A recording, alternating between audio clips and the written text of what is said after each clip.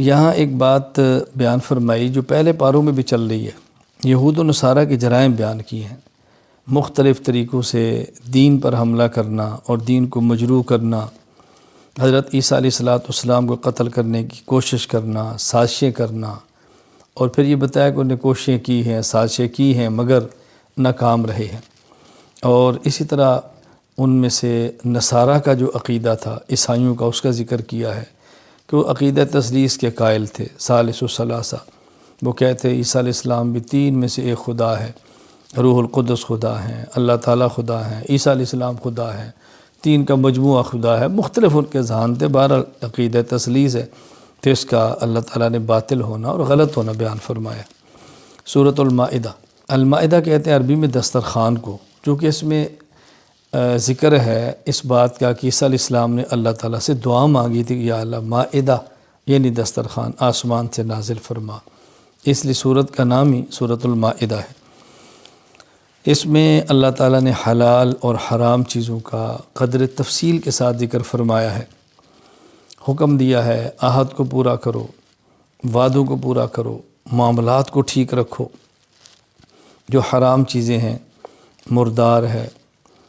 جب ذبح کرتے ہیں تو رگوں سے خون نکلتا ہے، دم مسفوح، بہنے والا خون ہے، خنزیر کا گوشت ہے، وہ جانور جو غیر اللہ کے نام پر ذبح کیا جائے بطور خاص، یہ وہ مردار ہیں کہ جس سے تمہیں بچنا چاہیے، تمہارے اوپر حرام ہیں۔ پھر حالت اضطرار کا بیان فرمایا ہے، یعنی چیزیں حرام ہیں، لیکن اگر کوئی انسان بھوک کی وجہ سے اتنا مجبور ہو جائے کہ چیز نہ کھائے تو مر جائے گا، تو اس حد تک اس کو کھانے کی گنجائش ہے جس سے اس کی جان بچے، لیکن مقصد اس میں لذت نہ ہو، مقصد مزہ نہ ہو، مجبوری ہو، جان بچانے کی خاطر اتنا کھانا جس سے جان بچ سکے، اس کی گنجائش ہے۔ پھر اس میں تکمیل دین کو بیان فرمایا۔ اللہ رب العزت نے اپنے پیارے حبیب حضرت محمد صلی اللہ علیہ وسلم پر دین کو کامل اور مکمل فرما دیا ہے۔ دین کے کامل اور مکمل ہونے کا معنی یہ ہے اللہ تعالیٰ نے کچھ مسائل قرآن کریم میں بیان فرمائے، کچھ مسائل احادیث میں بیان فرمائے، اور بعض مسائل کے لیے قرآن کریم اور احادیث میں اصول بیان فرما دیے، جن اصولوں کی روشنی میں باقی ماندہ مسائل کو نکالا جائے گا، اور ان مسائل کو نکال کر دینے کے لیے اللہ نے امت کو مجتہد اور فقہ عطا فرما دیے۔ تو یہ معنی ہے کہ اللہ تعالیٰ نے دین کو کامل اور مکمل فرما دیا، یعنی سب چیزیں اپنے پیارے حبیب صلی اللہ علیہ وسلم کے ذریعے اس امت کو اللہ تعالیٰ نے عطا فرما دی ہے۔ یہود و نصارہ کا ایک دعویٰ تھا ہم اللہ تعالیٰ کے بیٹے ہیں، اللہ تعالیٰ کے محبوب ہیں، اللہ تعالیٰ ہمیں عذاب نہیں دیں گے۔ ان کے اس دعوے کی تردید کی ہے کہ اللہ تعالیٰ کے ہاں تو معیار تقوی، نیکی، صحت عقائد ہے، تو وہی اللہ تعالیٰ کا محبوب ہے جس کی عقائد ٹھیک ہے اور اعمال ٹھیک ہے۔ اگر عقائد میں فساد ہے تو اللہ تعالیٰ کا محبوب کیسے ہو سکتا ہے؟ تو پھر یہ بات یہود کو سمجھائی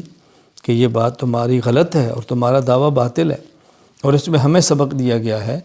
کہ محض اپنی امیدوں سے، خیالی پلاؤں سے اپنے آپ کو اللہ کا محبوب اور قریبی نہ کہنا،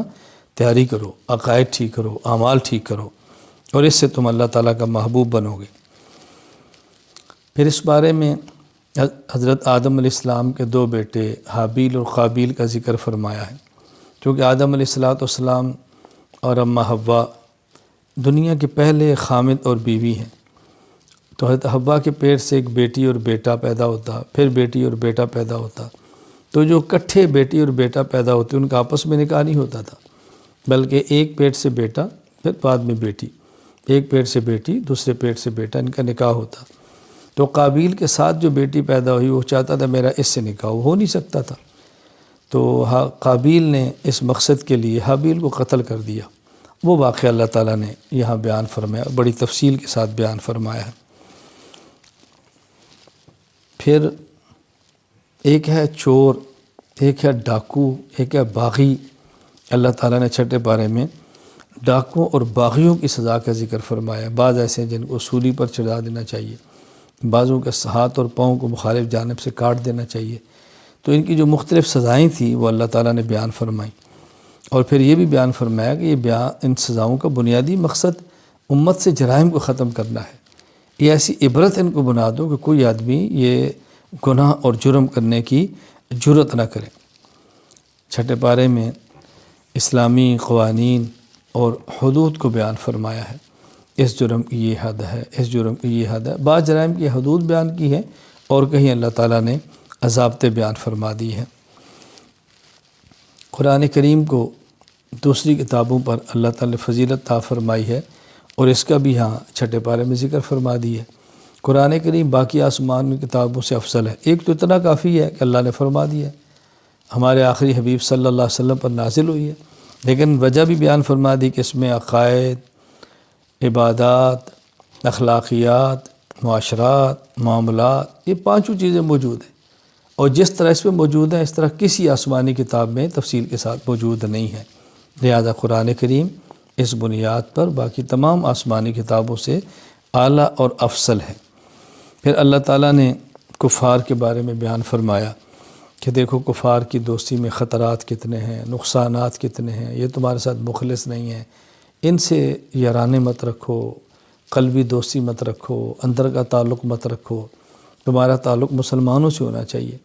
اور پھر ساتھ یہ بات بھی سمجھائی کہ اللہ تعالیٰ تو دین، اللہ تعالیٰ محتاج نہیں ہے تمہارے، تم اللہ تعالیٰ کے دین کو سنبھالو گے تو بہت اچھا، نہیں ہوگا تو اللہ تعالیٰ تمہارے جگہ کسی اور قوم کو لے آئیں گے،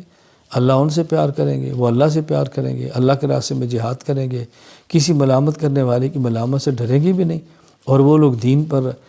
دین کو پیش کریں گے، دین پر عمل کریں گے۔ تو ہمیں سوچنا چاہیے کہ ہم نے کفار سے یارانہ اور دوستانہ بھی نہیں رکھنا، اور ڈرتے ہوئے اللہ کے دین کے کام کے اندر لگا رہنا ہے۔ آخر میں ایک بات فرمائی کہ دیکھو تمہارے دشمن یہود بھی ہیں، تمہارے دشمن نصارہ بھی ہیں، یہودی بھی مسلمانوں کے مخالف ہیں، نصارہ بھی مخالف ہیں، دونوں تمہارے مخالف ہیں، لیکن ان میں زیادہ نفرت اور زیادہ دشمنی اور زیادہ کینہ مسلمانوں کے ساتھ جو رکھتے ہیں وہ یہود ہیں، اور عیسائی ان کی نسبت نرم دل ہیں۔ اللہ تعالیٰ کی بات برحق ہے، اللہ تعالیٰ کی بات بالکل بجا ہے، جو فرمائے 100% ٹھیک ہے۔ لہذا ہمیں بھی اس بات کا اہتمام کرنا چاہیے، جب یہود اور نصارہ ہمارے دشمن ہیں تو ہمیں چاہیے ہم ان کو اپنا دشمن ہی سمجھیں، اپنا خیر خواہ نہ سمجھیں، وہ ہرگز ہم سے راضی نہیں ہوں گے، ہم ان کو راضی کرنے کی کوشش بھی کریں گے، راضی نہیں ہوں گے۔ اللہ نے اپنے پیغمبر کو فرما دیا وَلَن تَرْضَى عَنكَ الْيَهُودُ وَلَا النَّصَارَىٰ حَتَّىٰ تَتَّبِعَ مِلَّتَهُمْ، میرے پیغمبر یہ یہود اور عیسائی آپ سے تب راضی ہوں گے جب آپ یہودی یا عیسائی بن جائیں، الیاس باللہ، ایسا ہونا نہیں ہے تو آپ سے کیسے راضی ہوں گے۔ اللہ تعالی ہمیں حضور اکرم صلی اللہ علیہ وسلم کا سچا امتی بن کر شریعت کے مطابق، اتباع سنت کے مطابق زندگی گزارنے کی توفیق عطا فرمائے۔